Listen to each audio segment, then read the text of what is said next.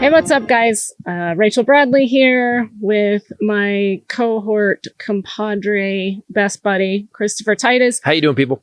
We just wanted to tell you what's been going on. I know that we missed last week of Titus podcast. Also, It was also Thanksgiving like normal people, but we had some more abnormal stuff going on. Exactly.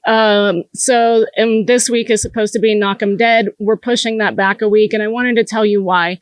About 4 weeks ago, I went for my mammogram, and then they put me into an ultrasound, which always happens. I always have so fun, ultrasounds. Then usually I get put into a needle biopsy, and this time they immediately referred me to an oncology surgeon. That's never great when that happens, is it? It's never when they go, by the way, we need to send you to a guy that cuts people open. No, what? A woman. Yeah. Sexist. Women, right, you right. sexist. No, I can also get breast cancer. No, the surgeon. Oh, the woman. She's amazing, by the way. They're not all men, turns out. No. You're getting better. So they said highly suspicious of cancer. You guys know I lost my mom. She had breast and then later pancreatic. And so I feel like me having a brush with death while I'm doing Knock 'em Dead, a podcast about death, is like the method acting of podcasting. So long story short, it's been 4 weeks of a lot of shit. And then she had she had an operation. And I did. Guess what? Still sore. Can I tell you the good news? Please do. Benign, totally. The doctor was amazing. By the way, the entire doctor, nurse, anesthesiologist, all women, and they were perfect. And she didn't have any bad reactions. And so our lovely Rachel is benign. They got the thing out of her, and we're back to work. They got the thing out, and my surgeon, when we met with her for post-op, she said, "Do you want to see it?" And it was on her cell phone, the picture of the mass. I don't know why it's on her cell phone, but that's like what you do. You and I take selfies on stage. She's like, "Look what I did." Yeah. So we both burst into tears. He more than I did, because we were carrying a lot of. You were sobbing and carrying a lot of stress.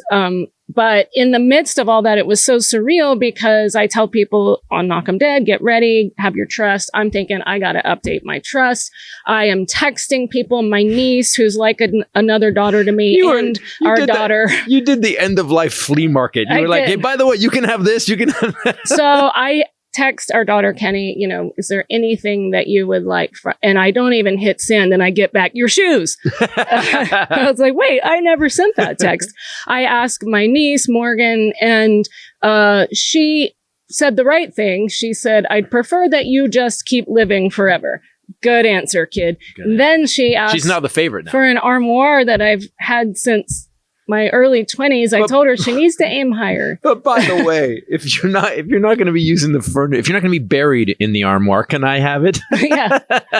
All right. Second choice. Yeah, second choice. So they put me in the hospital, in the surgical room, OR, and you have to climb on to the bed. It's this narrow, high, weird bed. And I climb up on it and I look around. I think it's surgical platform. Sure. And I go, hey, oh my gosh, it's all women. All women. And my last surgery last year was all men. And I was so sick from the anesthesia. I was vomiting. It was a rough experience. So anyway, one lady goes, hell yeah, it is. And they all start cheering. And I'm like, oh my gosh. So I lie down on the table. You were surrounded by alpha chicks. And I start saying, hey, I have a special called. And I guess they're starting to gas me because she said, breathe the oxygen. I go, this isn't just oxygen. They also loved it because she picked, they said, what kind of music do you like for surgery? And she said, Tupac and Prince. She said, my surgeon, who's a woman, said she was so stoked. She goes, we listened to Tupac and Prince the whole time. And it was such a relief because sometimes people pick crappy stuff. Yeah. But anyway, so I was like, you guys, they're all women. I have a special out. It's called Alpha Chick. It's about being a strong woman. You can stream it right now on So guys, Tubi, she's Google high. Play, She's high as hell. And as she's going under, I'm pitching. She's whoring her special. Which we said to the surgeon, Dr. Carlson, this past week.